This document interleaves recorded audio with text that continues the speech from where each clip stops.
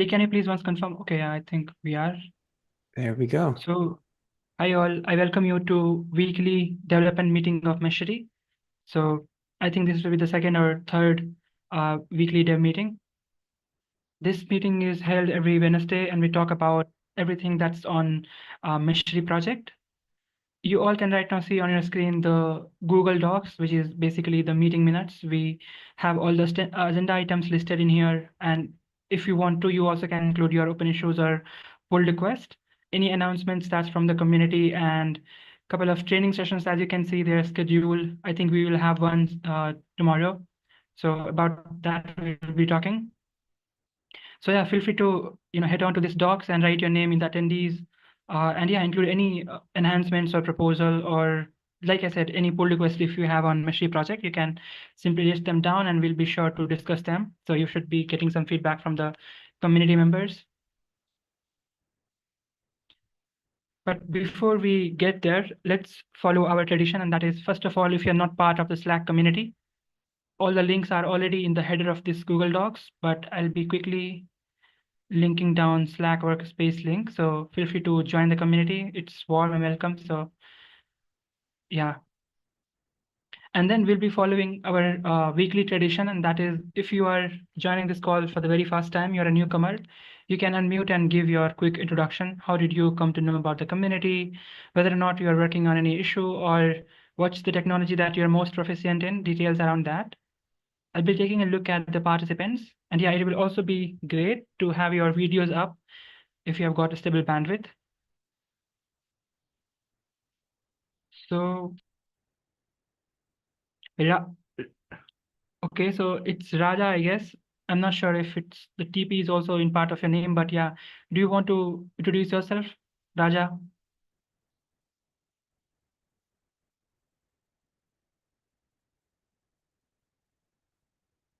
And it generally helps if you have your full name in your Zoom user. So you also can give your introduction in the chat later if you're not ready right now.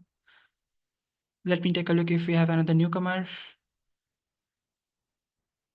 And looks like we don't. Yeah, so then I think we'll be starting right from the standing agenda items. For the CLI standing agenda item, it's centered around Meshery's command line client called Meshery CTL, and it's a Golang application.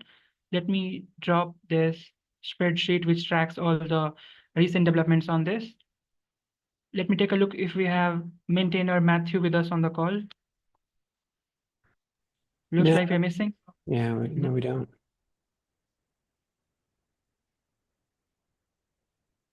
Yeah, so I think we'll be skipping over this, but yeah, feel free to take a look at the doc development and test plan. Matthew has also covered this in length in the previous meetings, and so there, like the YouTube will help you, like Lee was mentioning. So if we have got a YouTube channel, and in fact, this meeting right now is also being live streamed, so feel free to check it out. You will find the past recording there. I have shared the link right now in the chat to the YouTube. For the UI standing agenda item, let me quickly confirm from Amit if we have any updates. So no, there is like for the UI, there is not much update from the last week.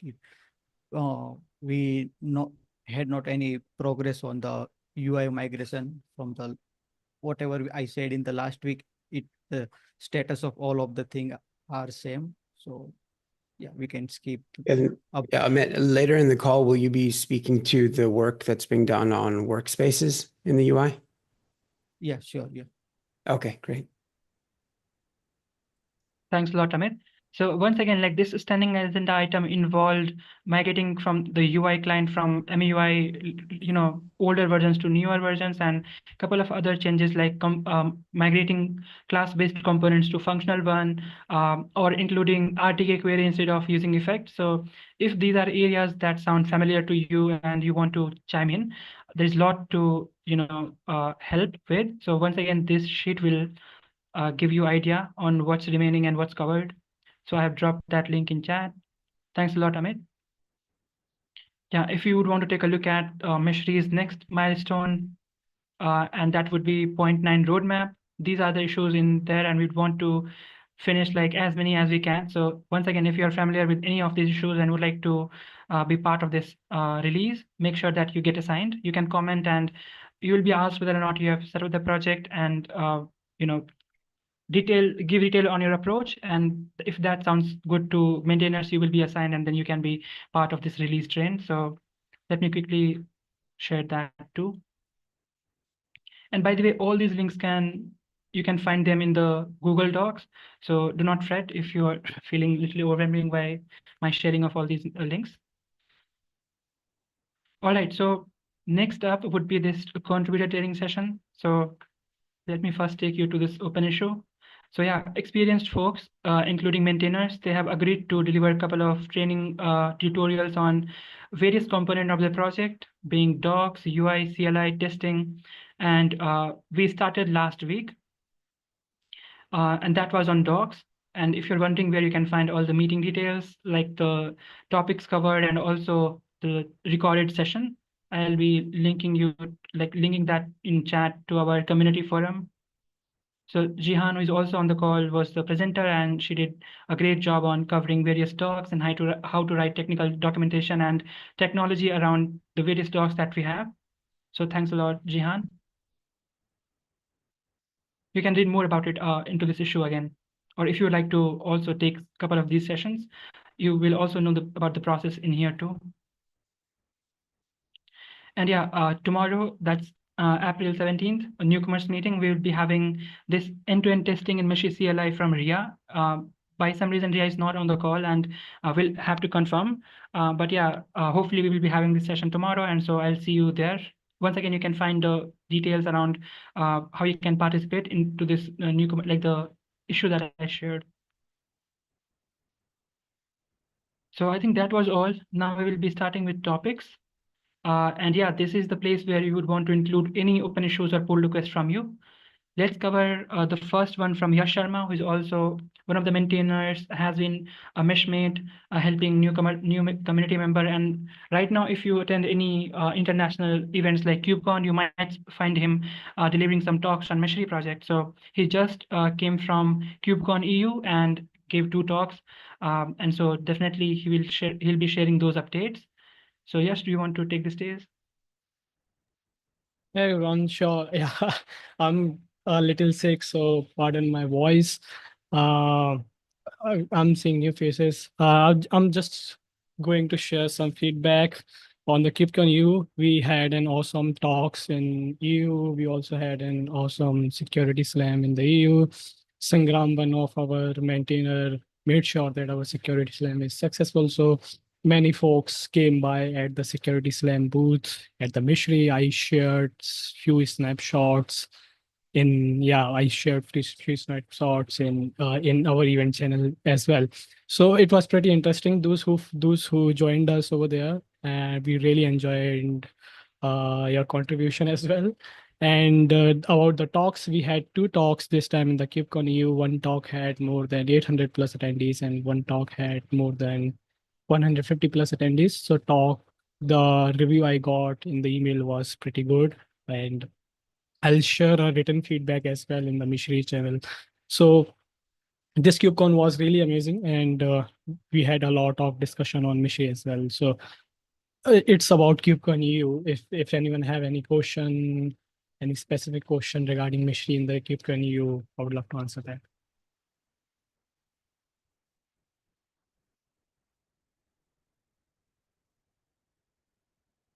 Okay, so we have 2 more talks coming up in KubeCon, one in KubeCon Japan and one in KubeCon China.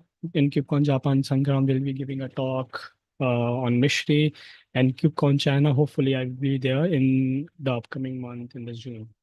So these are the 2 events update I just want to quickly share with you all.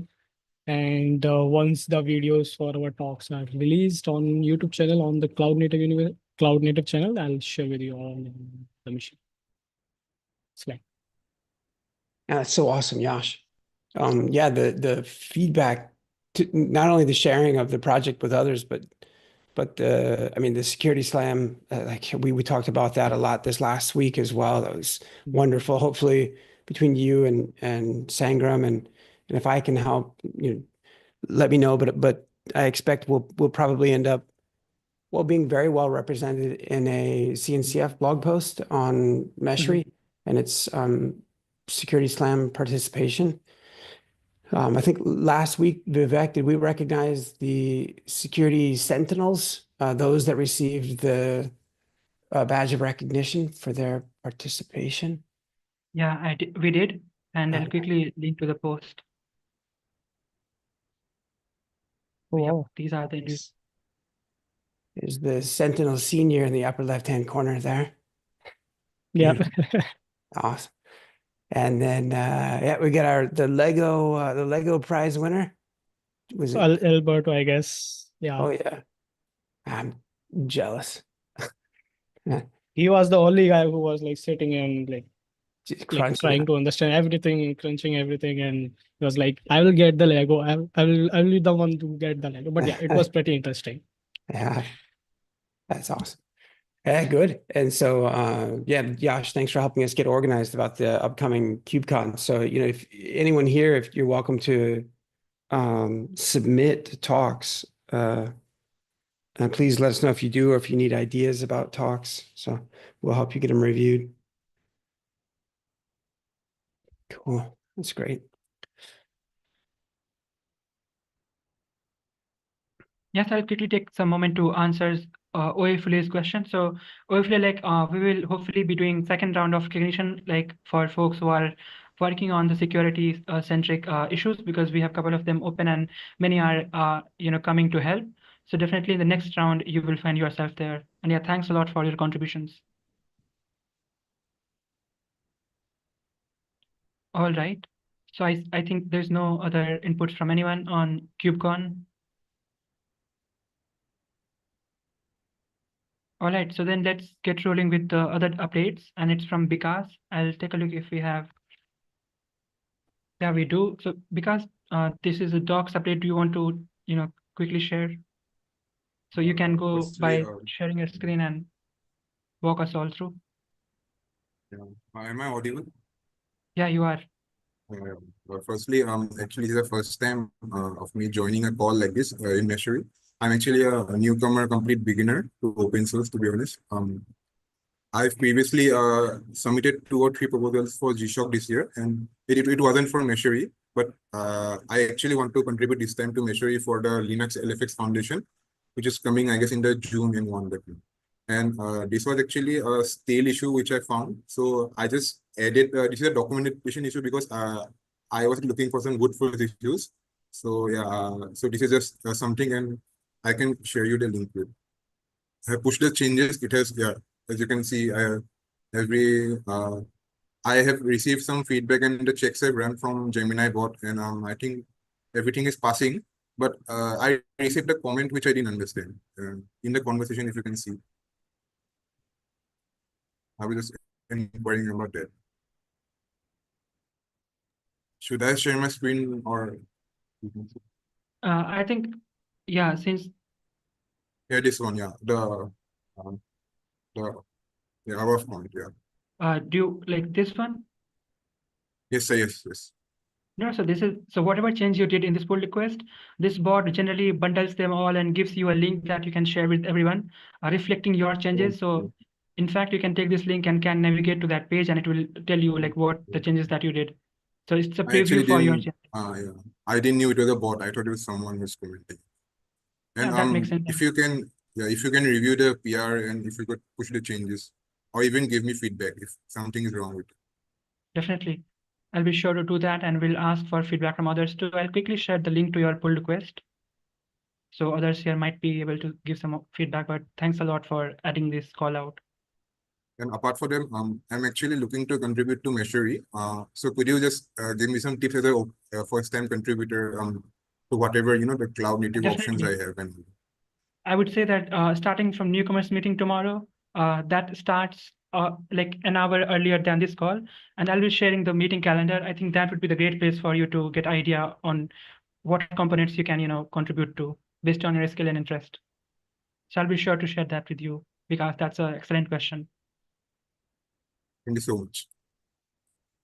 Thanks a lot, Vikas. Next up, we have this Thank you. update from back up, and looks like Hey, we have them. hello. Hi. Yeah. Do you want to share your So screen? yeah, I'm going to share my screen.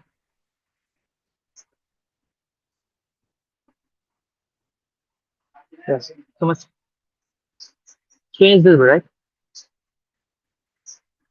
Yeah, it's visible. Yeah. So basically, it was this issue. It was like a security issue in the image of Meshery. So basically, it helps the remote, like the attackers to execute remote arbitrary code like in the application. So basically, it was a busy box error issue that was with high severity.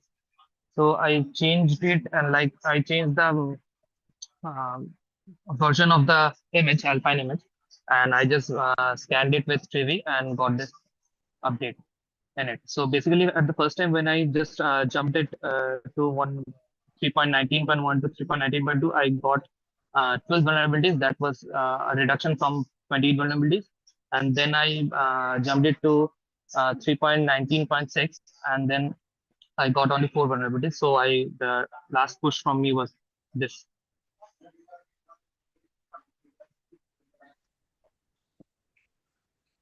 So Is 3.19.6 the latest, or is there a newer version than this? no, there are latest version available. That is maybe like major version, few like 3.19.78, and also I guess 3.20 is also available. But I didn't want it to unknowingly broke any kind of thing in the Meshery project, so I just go with some minor updates. Because given that we still have 4 vulnerabilities, do we know if they are high vulnerabilities, the 4 ones No, that they are you not have high. with 319? Yeah, so those are low vulnerabilities. There is no high and severe and critical vulnerabilities present. And basically, it like Does yeah, yeah, go ahead, go ahead. yeah. So not only that issue, also it also resolved this issue as well, because like in this issue, it was also like getting few severe kind of vulnerabilities in that last Alpine image. So when I jumped it to the next version, it also got resolved, and the preview image scan is not showing that issue, like this issue that was previously visible. Do we know if this image really has any tight coupling with something else that might break the whole so if we, let's say, move from 319.6 to something newer. Like So this updating question is to the anyone who can answer. I'm not sure. So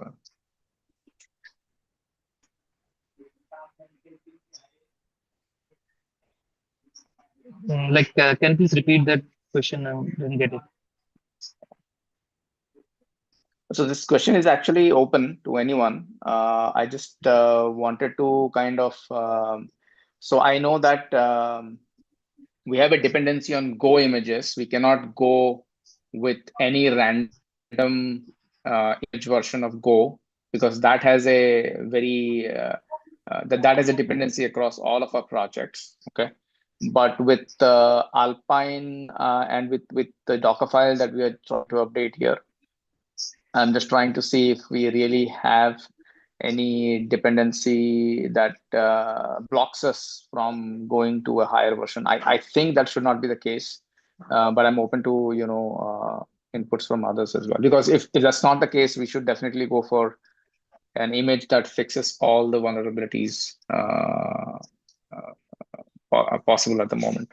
Thanks. Yeah, Sangram's got a great point. I kind of missed it when he called it out a second ago.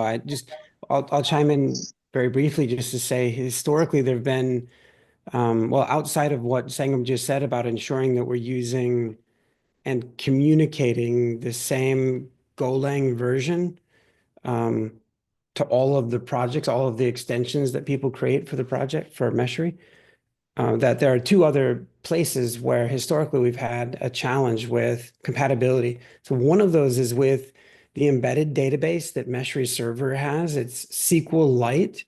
And if memory serves well, I think is written in C++.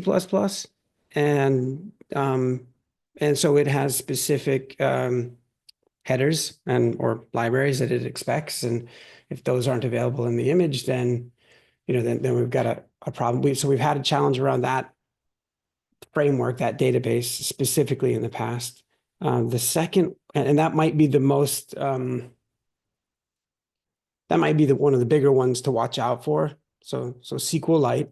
The other one had been, it's two. Meshery supports or has in the past supported 3 load generators for doing performance management. One of those load generators is written in Go, and it's called Fortio. Oh.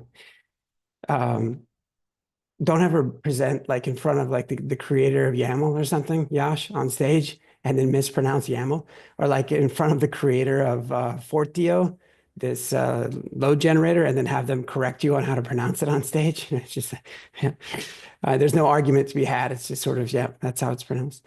Anyway, so there's WRK2 is the name of another load generator. It is also written in C, actually. We forked WRK2 to have it, to enhance its, anyway. We also have Nighthawk, which is a C++, written in C++. It's a load generator. So these C programs are quite performant and powerful, but they come with these, more strict requirements about the image type. So it's that like in the Docker file, it's a multi-stage build that you've seen, but it's to watch out for whether or not probably SQLite, because I think for the most part, like WRK2, we've deprecated support for that. I think Nighthawk should still be in there. So just those are the caveats, the gotchas to look out for. By the way, there on the topic of this ensuring compatibility between the platform Meshery and its currently versioned framework. So part of that versioned framework is what version of Golang Meshery is using. I'll put a link to one of our extensibility docs that I think is important just to digest as a concept for all of us here, that as Meshery continues to mature and its ecosystem grows, that more and more we're duty bound to communicate in advance up like an upgrade to the Golang version, for example.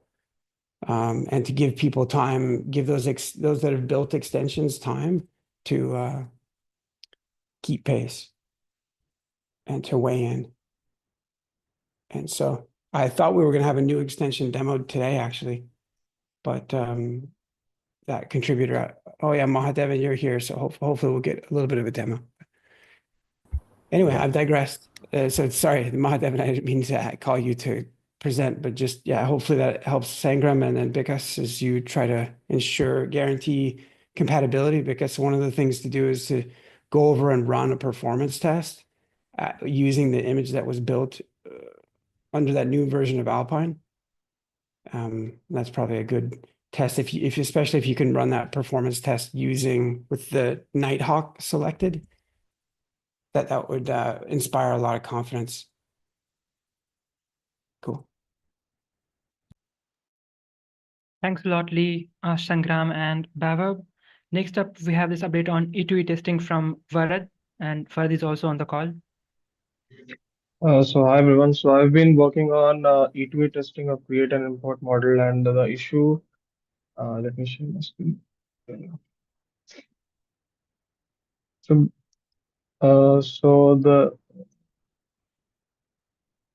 uh,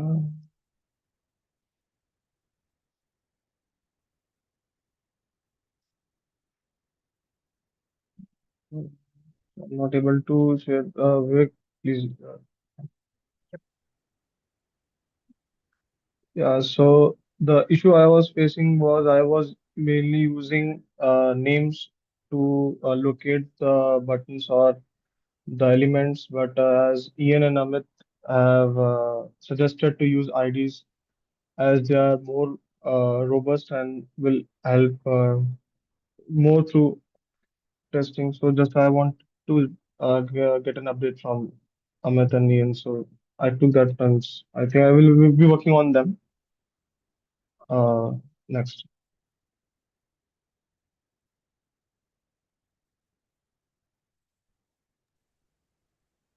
So So like either in your Ian, PR, you are using the IDs now. Sorry? Yeah, in your PR, like you are using now IDs or the role or name. Yes, yes, yes. No, majorly I'm using name only, but as suggested, I will be shifting from name to IDs. Yeah. And like, is this PR contain all of the ways to import model like the from CSV or the No, no. URL? Currently I'm just importing from a file. I will be adding the tests. I'm almost done with them. Okay. all right. So I think this was just an status update, right? Is that correct, Varad? Yes, yes. Yeah, okay, that makes sense. I'll quickly link this PR in chat if you want to take a look. So the framework that's used to test the UI is Playwright, and very soon we'll be having a session on Playwright by none other than Ian, who is also in the call, and is a active contributor and the leading face.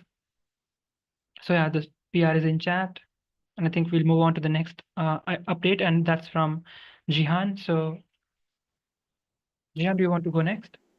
Yeah, I will share my screen.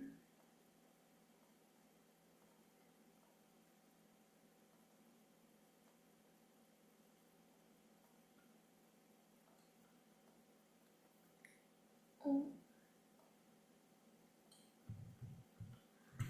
Okay, so I was working on the refactor generating model sections. I want to make sure the documentation related to generative model was no repetitive and was all up to date. So I have almost finished it, but since it's related to lots of files, I want to make sure everything works fine. Yeah, so after I finish this, I will be working on the notification center part because I know we already finished the UI updates for that. Yeah. Yeah, this is great. We're going to have some training on how to create new models at some point here in the coming weeks. So this will certainly be referenced. You mean the training in dots or the training in video? Probably training similar to the Meshery docs training that you had given last week, just to help people understand what models are and how to create new ones. And so these docs will be instrumental. Be very helpful. Yeah. Do you feel satisfied that we had called out some of the behaviors or some of the ramifications of choices that people make here?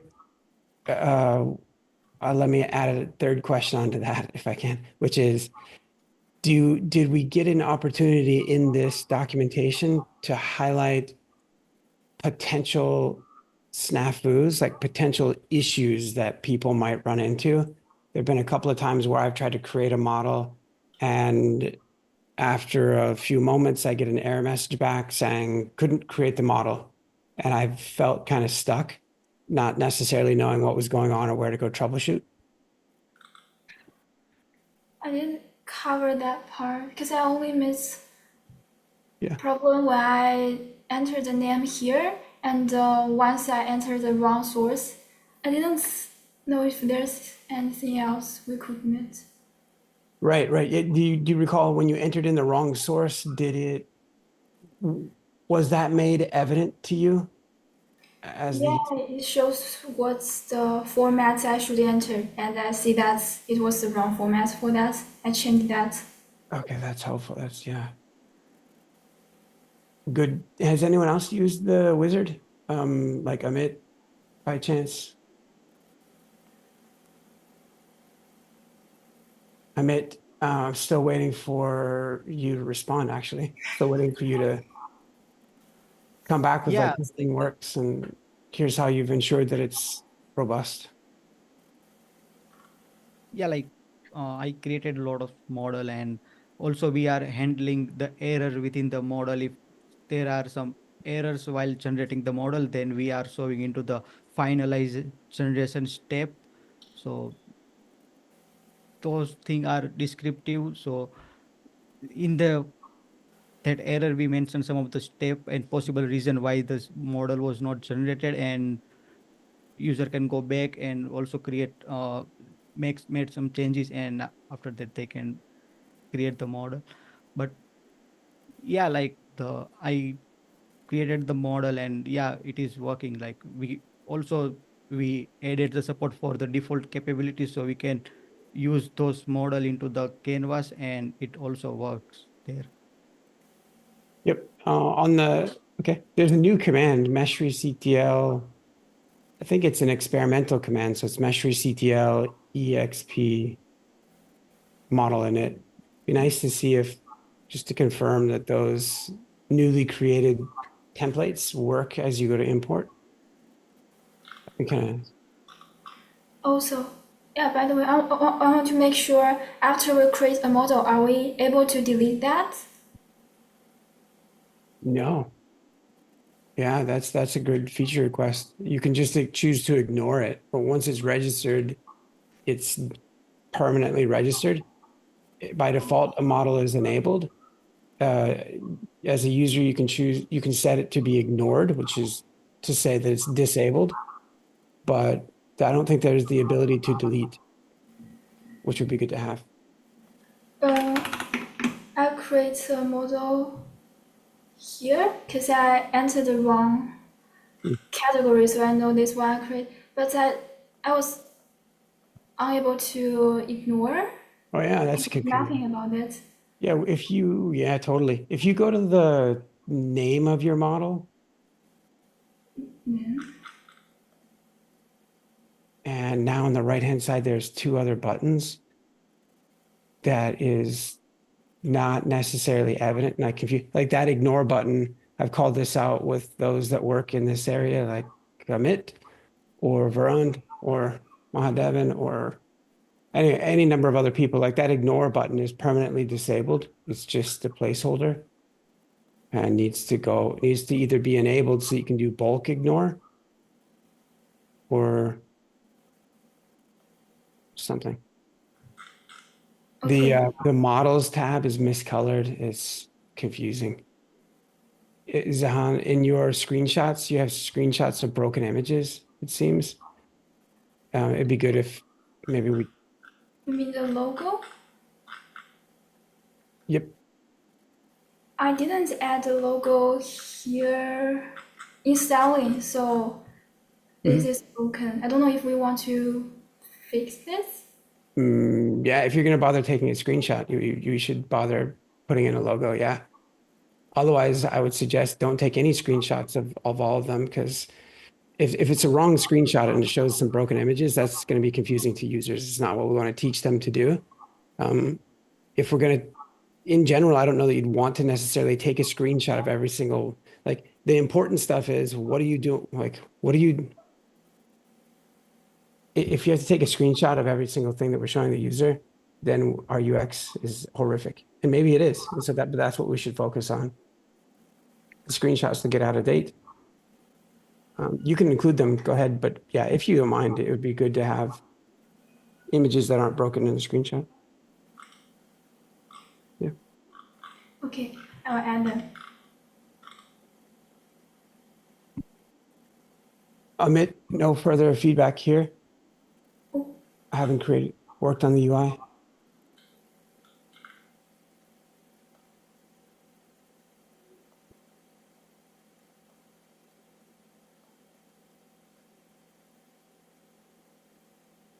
Yeah, that's a no. So I guess we're going on to the next thing. Okay.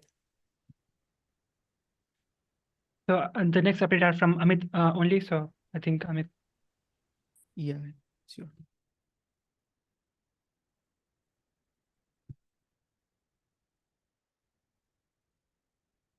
So we did some of the enhancement in the workspace page. So previously we have this grid view. So we did some changes into the tabular view. So in the previous implementation, we have like the tabular view that contain the different tables like the environments, teams, designs, and view in the same table. So currently we break down into the multiple uh, table, and like for the workspace, like the environment and the teams that are not the content of the workspace. So like we show it into the first table, like we can assign the environments and manage all the teams related operation from here. And also we added the activities option so we can see all of the activities of the workspace. And if we select any workspace, then it will show the content of the workspace, like which design are present in the workspace and which views are present. And also if we want to assign our any design to the workspace, then we can use that button to add any new design and the removal of the design option. And also we have the options of the design like open in the playground and the remove design from the workspace and other options. Yeah, so it's open and playground, which is that an entitlement that's checked or permission that's checked? Yeah, the permission has been there. Oh, nice. Yeah, and also we can go back and forth from here. Did you say that there is a cookie Chrome trail? Yeah. Trail? The Also the icon routing for has the been- history, what is that? Yeah, that one for the recent activities that happened. Oh, yeah. in the- Okay. Yeah. That, to me, that looks like a version and being able to go back and get a different version of your design or of your, huh. Hmm. We don't have a filled icon for the pencil for the edit button. Pretty sure we're using a different one in other areas already. Maybe Yeah. I'm wrong, but hopefully we can find a filled one. Okay. Cool. Who else has got questions about this? What is a workspace? Does anybody know? Bob, you don't know. Oscar, Raphael, Yogendar. Anybody know what a workspace is?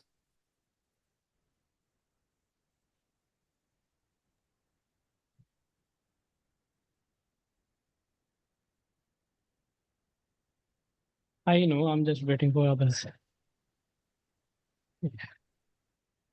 Yeah. Yeah, Yash, please. Matthew's sharing some info in Zoom, but yeah, Yash, if you want to introduce it a bit, that'd be great. Sure. So I'll try to introduce in my, I'm just getting my voice back. So, okay, now it's okay. So so if you go into the Google Drive, you will see a workspace. Inside that workspace, you can put your folders, directories, you can put your files, CSV slides and everything, right? So workspace kind of work and similarly in the Meshery where you have resources like design, resources like views, right? So those are the resources which you like connections, which you can group under environments. Then environments can be grouped under workspace. So and designs also can be grouped under workspace. So when you go into the canvas, you create a design, it will be in a particular workspace. You can switch a workspace and all the designs under those workspace will be switched. So I hope it helps understand what actually workspace is and how it is working. So it's kind of place where you can group things similar to Google Drive. Uh, in that you can also add a team so that let's say in one workspace you have permissions which you don't you want to share with a specific team, so you can assign a team to that and go to the Meshery cloud, Layer5 cloud to work, change the team permissions. I hope this helps.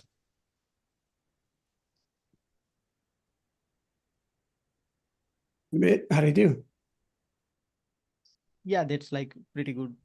intro about the workspace. And the one thing that I want to correct, like in the Canvas, we currently don't have a support for, like, if we switch and select any workspace, then we saw the content based on that thing. So yeah, that will be in our roadmap, like adding the workspace, exposing to here, so we can quickly share design and the quickly share uh, to the any workspace. Yeah, that was in the work in progress, and soon we have the workspace thing into the Canvas as well.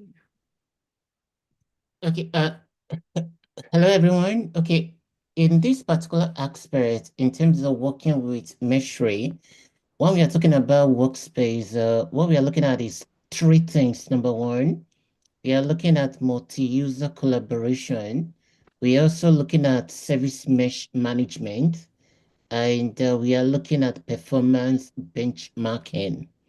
So these three aspects are the three main core aspects that we bring into Meshery workspace.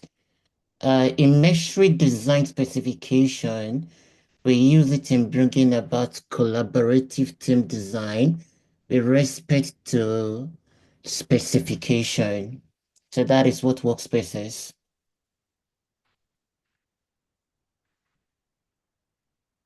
Awesome. Yeah, that's a great. Yeah, Raphael pointed out like the fact that there are Meshery isn't just a single function tool, and that some of the content that you create, like a performance profile or a design or a view, or he just mentioned another one. Anyway, that you can gather those up and organize them into logical workspaces. And Yasha's analogy of a workspace being similar to a Google Drive, in which you can you organize your docs, but and you have it's a point of access control, and that just like Amit, if you were to click on the organization button in the upper left hand corner, I wonder, this is like organizations are the unit of tenancy or multi-tenancy within Meshery. And so to the extent that you can switch between organizations, you could also, Amit was saying, in the very near future, you'd be able to switch between workspaces as well. So Yash was highlighting that, it may not always be evident, but like on each of the screens that you're on in Meshery UI, the data that you're seeing should be presented to you in context of the current organization that you have selected, that you have active. And in the same fashion, at some point, the data that you're seeing would also be shown in context of the specific workspace that you're operating within. So yeah, it's pretty great. Thanks for chiming in, Raphael. That's pretty great. Okay, yes, and there's pretty one thing I would like to add to in terms of our Meshery platform extensibility. In terms of working with Meshery, I would like us to know that Meshery is built from the ground up to be extensible in terms of writing out extension, integration, and to work with tools such as Kubernetes and Prometheus as well.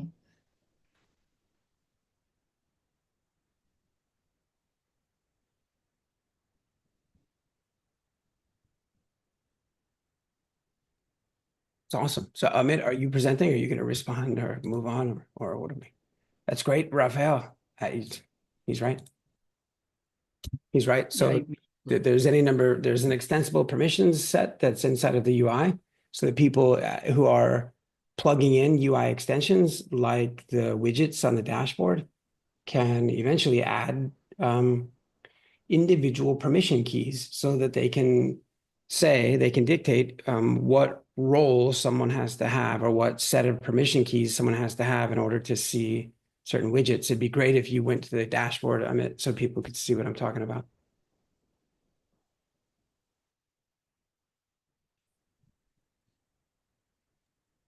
Nice, and that's your local build, so that makes sense. But here's some widgets on the dashboard, and so, yep.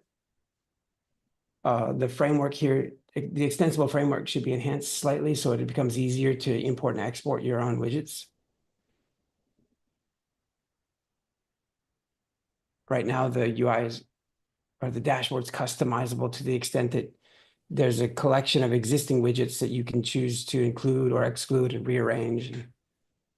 But in terms of Meshery needs a little bit of improvement to make it easier for individuals or organizations to come over and define their own widgets and import and export those.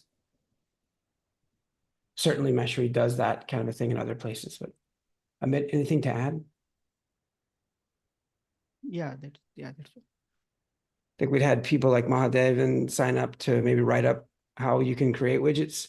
I don't know if that was ever done. Mahadevan, was it? Hi, yes. GitHub extensions blog post. I don't think I had taken it up. I had taken up the README part of it. I'd be writing a blog for the shape builder if that's No, possible. that's great. So there is a contributor guide for how to create widgets, Yeah. yeah. dashboard widgets. Cool. That's great. That's what I was hopeful for. Great. Guys, Right. yeah, please, guys. Yeah, thanks, Lee. So then next up, we have this blog from Ian, and let's take a look if we have got Ian. I think Ian has to leave for some reason. So then next up, Lee, do you want to share about this blog? Nah, you can skip it. I mean, All right, so this is an item from the last development meeting. We could not cover it then. But yeah, Arnav is with us this time, and hopefully, Arnav, you can share your screen and walk us through the changes that you have done.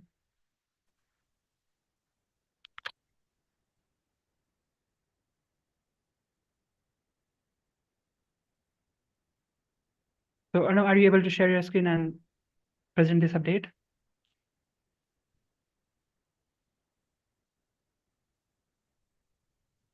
We cannot quite hear you.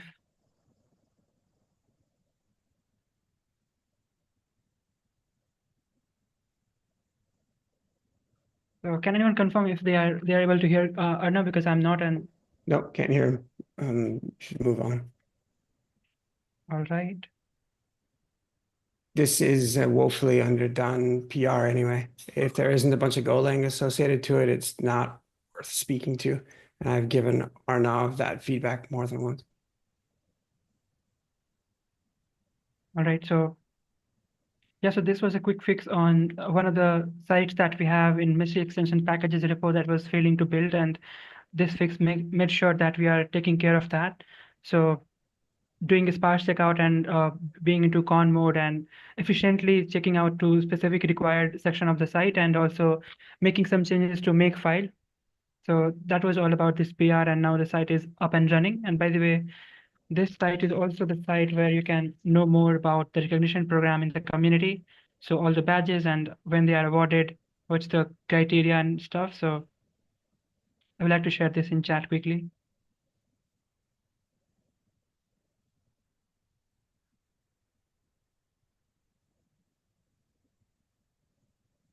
Mahadevan, do you want to share about this? Because I think I'll deal with this in the GitHub thread. Yes, sure. I'll share my shape builder.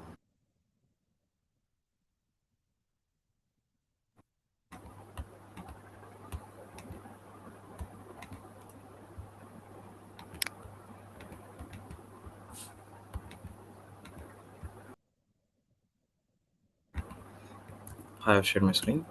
So this is the version 0 for the shape builder, which is built using the existing shape builder library and system.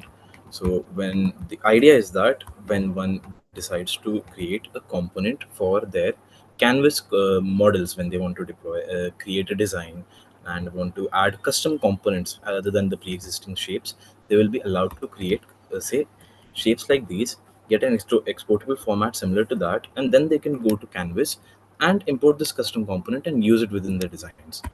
This is the version 0. I know there are some errors and it is not exactly ready, but this is integrated with the existing tools, and the bugs I'm working on these bugs to get it completely done.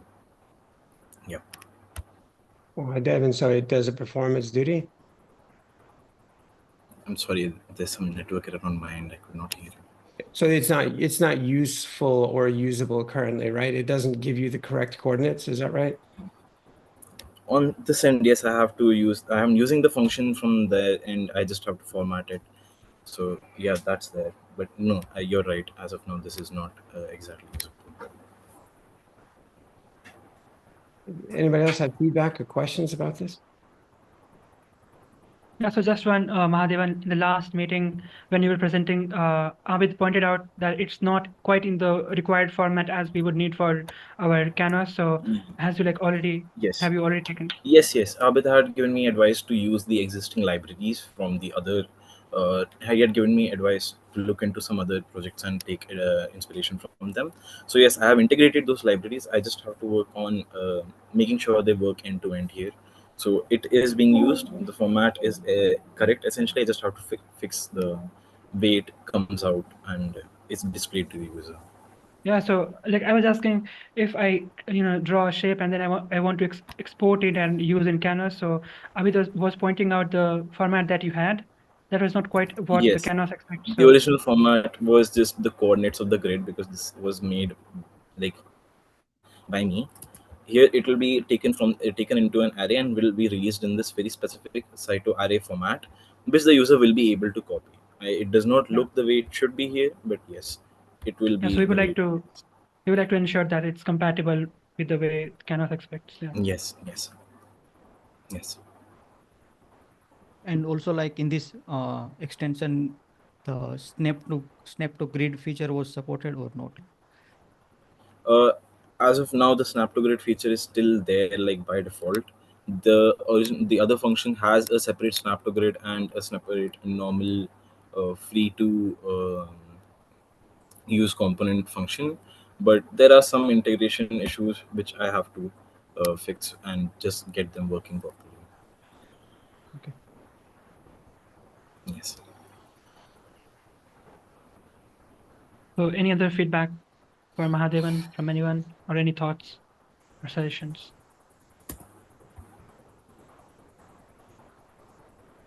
All right, looks like we have not got any. So we'll be moving on to the next updates. And looks like at the very end, we have these updates from Matthew, who is also now on the call. Matthew, do you want to cover these? We've got 2 minutes left. Yes. My webcam is not working. I will share my screen.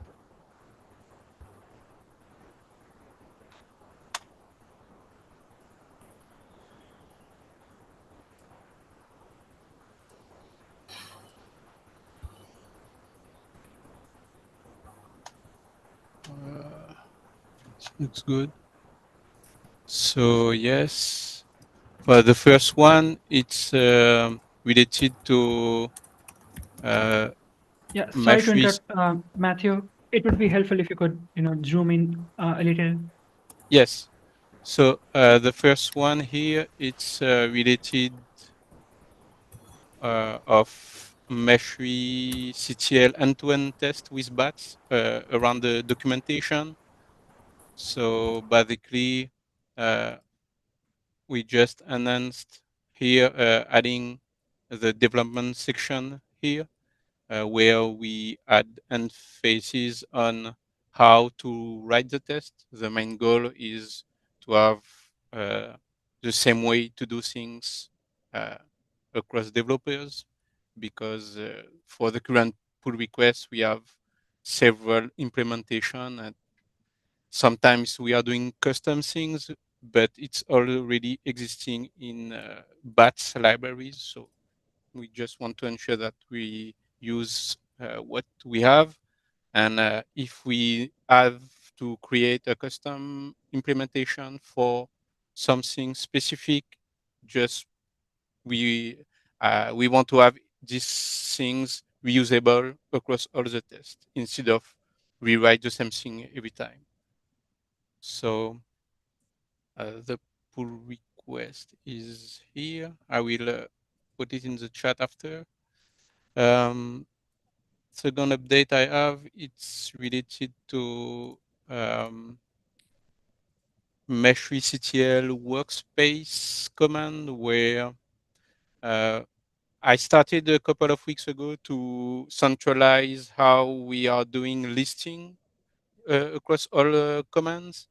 I have done a lot of them.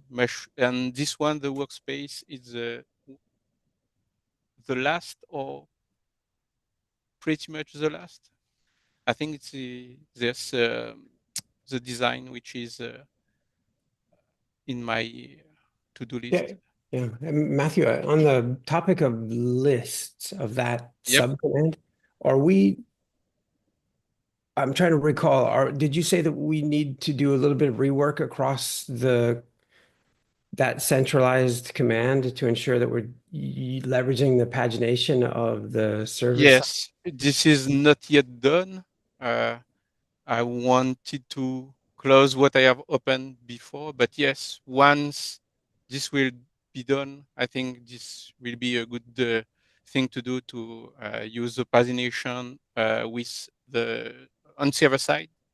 Currently, the implementation we have, for all commands, we are fetching all the data from the API, and then we are doing pagination in memory. So for some command, it's working well because there are not a lot of data from it's returned from the backend. But for designs, for example, or components or model, there's a lot of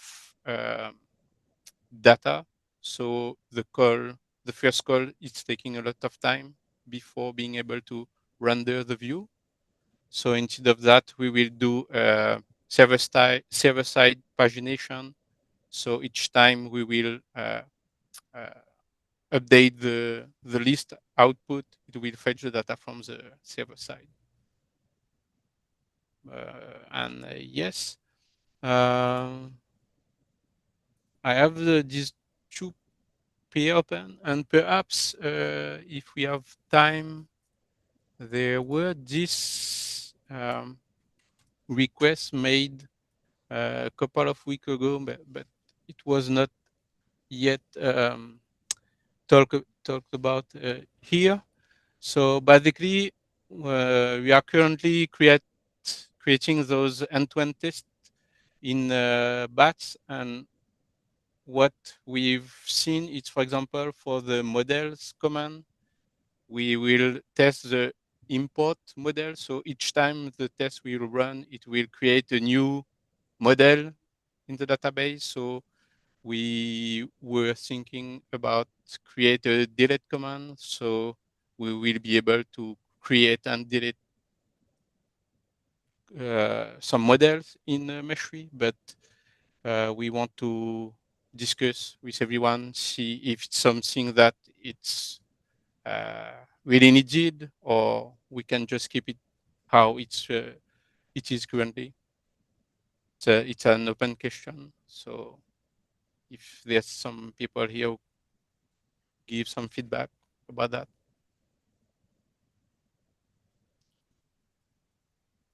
Yeah, the specific, I mean, Matthew, is there a specific part of no, we just need to tombstone the record, like do a soft delete of the record. Ideally, both the local provider and the remote provider would handle this. Was your question about feedback with respect to what's written to this written approach? Like, and Yes, no, you just want add, is this request make sense? Yes, no. Yeah. And it's great that you guys have highlighted like 3 of the components that, hey, in order to have the functionality to delete a model, there's at least these 3 components that would need to be considered for and updated. So that's wonderful. That's often missed. One thing that that we've done that not you, but just historically there has been not the best of jobs done is use of the word registry as opposed to use of like the API endpoint API mesh model, that word mesh model, it would have ideally been replaced with the word registry, because that's really much more of a direct representation of what you would find behind API mesh model. And so some of this stuff I'm saying right now is sort of on the side of what's written. From what I can see, what's written looks great. There's two things. One is hopefully we have prior examples of soft deleting the record. So literally not deleting the record, but just adding a timestamp inside of deleted at in the column called deleted at for that property. And then the other comment was just registry, or like, hey, this is an enhancement to the registry actually. And it's the ability, because the only place that a model lives in Meshery is if it was registered or imported into the registry. And so it would be, and by default, it's active and enabled in the registry. People can switch it, like Rio was saying, to ignored as a status, or deactivated, kind of synonymous. And now you guys are going to make it so that you can delete, and yeah, that the UI would and the CLI would not return those records. There would still be records in the database for audit trail. And to the extent that, like, if one design has components from a model, and there's 10 designs that have components from a model, someone goes over and deletes the model, all of a sudden those 10 designs are in big trouble. And so that's something to kind of tease out, like what kind of a warning should we present to the user to let them know the ramifications of deleting a model, and if there are any open designs that maybe rely on its components. Yep, makes sense. Right. This is great. It's good. Yeah, thanks a lot. That was all from me. Thanks a lot, Lee and Matthew. So we are 8 minutes over, and before we wrap up the call, I'll quickly share this meeting minute calendar with you all. So let me quickly share that in chat, and then I'll quickly mention that the newcomers meeting that happens every week and is basically tomorrow, we'll be having a training session, hopefully. So I'll see you all there. And if you want to get access to all the other meeting timings and updates, you simply can also subscribe to the calendar. So this is helpful in that case. So yeah, thanks a lot, everyone. We'll see you next Wednesday. Till then, bye.